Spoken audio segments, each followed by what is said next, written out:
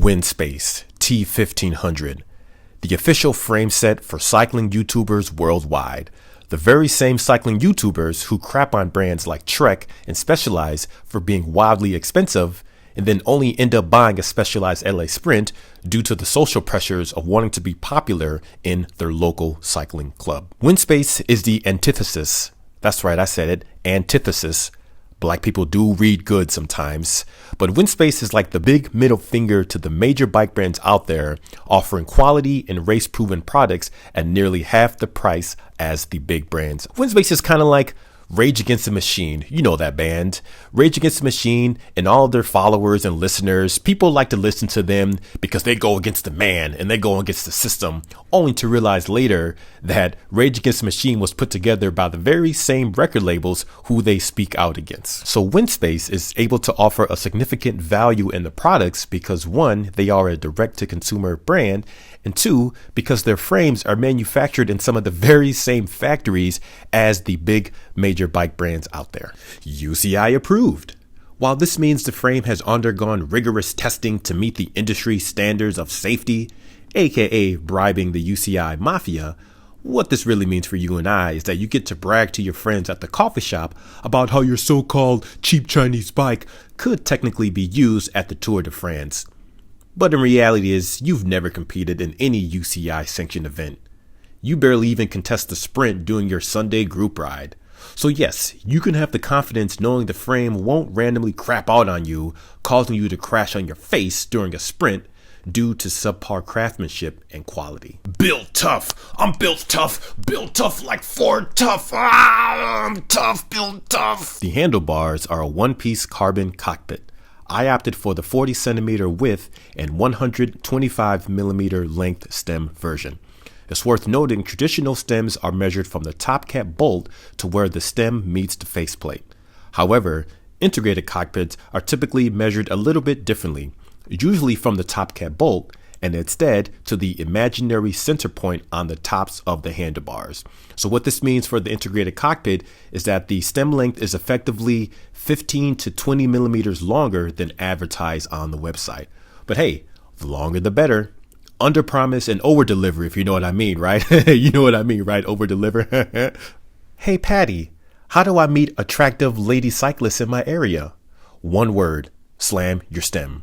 Because nothing says alpha male cyclist better than constantly having neck and back pain and being unable to sustain your aerodynamic position on the bike for longer than 30 seconds at a time. Another less important question that I receive all the time is, hey, what size frame should I get?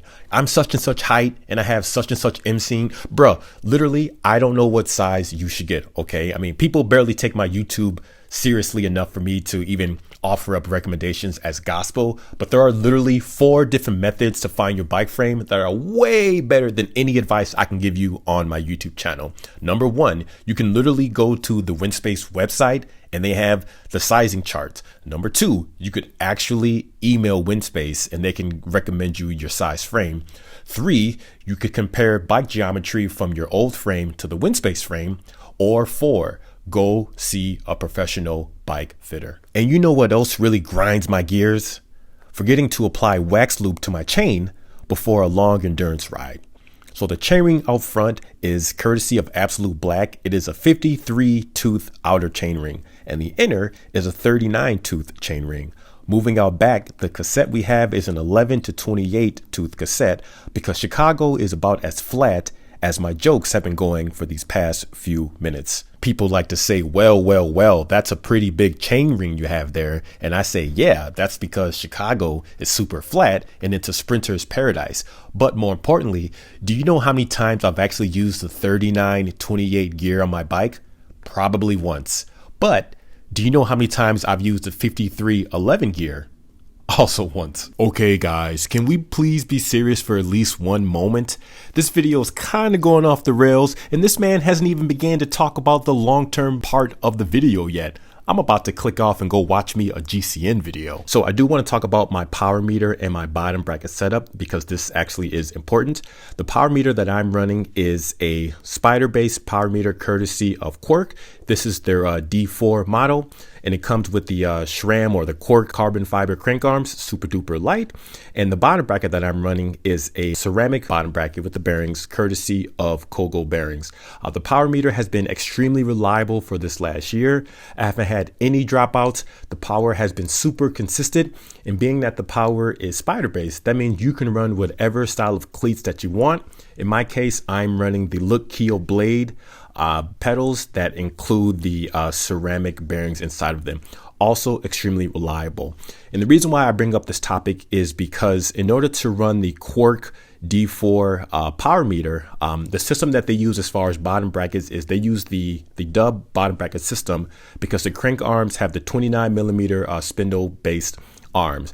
Now, if you spend any time on the forums or even on YouTube, you probably have heard or read that using a dub bottom bracket inside of a BB86 shell is not a good idea, because in order for the bottom bracket to accommodate those 29 millimeter spindle, the bearings, regardless of their steel or even if they're ceramic, the bearings inside of the bottom bracket have to be a bit smaller than traditional other bottom brackets, which could quickly degrade and ruin your bearings a lot faster and wear them down quicker versus some of the other bottom bracket sizes. In my case, now that I've run this bottom bracket for over a year now and over 3,000 kilometers, I haven't had any problems with premature wear. The bearings inside runs as smooth as they did on the very first day that I've used them. Super duper reliable. Now that may not be that case for some of the other dub bottom brackets, especially like the cheaper SRAM one that you can buy for like $50, but the Kogel bearings one inside of this BB86 shell has been absolutely perfect.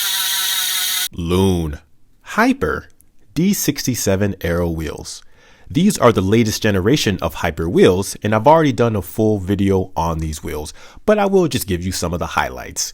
Now the internal width is 21 millimeters, so instead of just only being able to rock 25C tires for optimization, you can now run 28C tires so that your rear end can be a little bit more soft and comfortable. Carbon bladed spokes. The rim depth is staggered, so now it's 60 millimeters in the front and 68 millimeter depth in the rear. Unfortunately for Windspace, I do think there was a missed opportunity to not have the rear wheel be 69 millimeters in depth. Maybe the engineering team was like, yo, do you want 68 or 69? And Joe from Winspace was like, oh snap, I didn't know you was a freak like that. Let's make it 68. Just only do me and I'll owe you one later. Winking a gun. After 3,000 kilometers, I'm happy to report there have been no issues at all. No creaks, no rattles, no paint chips, no metal hardware failure, not even a seat post slippage, nothing at all. And this is exactly what you want from a performance frame set, especially when you're pushing the frame to the limit. You want to have the confidence knowing that if you're putting down a 1200 watt sprint or bombing down a descent at 72 kilometers an hour, 45 miles an hour for you Trump supporters, that neither your frame or wheels are going to fail on you. I've used this bike for climbing, for fast group rides, for descents, for fondos, everything in between. And every time I jump on this bike, it brings smiles to my face. The best way I can describe the sensation of riding this bike is it's extremely difficult to ride at zone 2 or recovery pace because the bike always urges you to go faster. Another question I get all the time is, hey, how does Winspace compare to the cheaper alternatives like VeloBuild? And this is kind of an unfair question. It's kind of a stupid question, but I think what they're really asking is, will a $500 frame perform like a $1,500 frame? And the thing is, both brands have a completely different target audience and customer experience. If you're a recreational rider on an extreme budget, or you're just cheap, and you're fairly competent at building and troubleshooting bikes, then I think VeloBuild is a great option in that respect. And I would know because I've now built 2 VeloBuild frames up. If ride quality, stiffness, stability, fit and finish, customer service, and buying from a brand with a proven track record is important to you, then obviously go with the Winspace. I mean, the frame and the bike as a whole, it's just better. They're just a better complete package, and it should be at 3 times the price. So it should be no surprise that we're seeing this bike being used at the very top level of American criterium racing. Winspace already provides a tremendous value in their frames and their wheels, even at their respective prices. And I think knowing that professional race teams here in America are also using this bike just gives Winspace that little extra street credibility. The T1500 is still my favorite bike. Sorry, 2022 Specialized LA Sprint. So that's going to wrap up today's video, guys. And as always, if you have any questions, comments, or concerns, please feel free to leave them down below, and I will check you guys on the next one. Thank you so much for watching. Peace.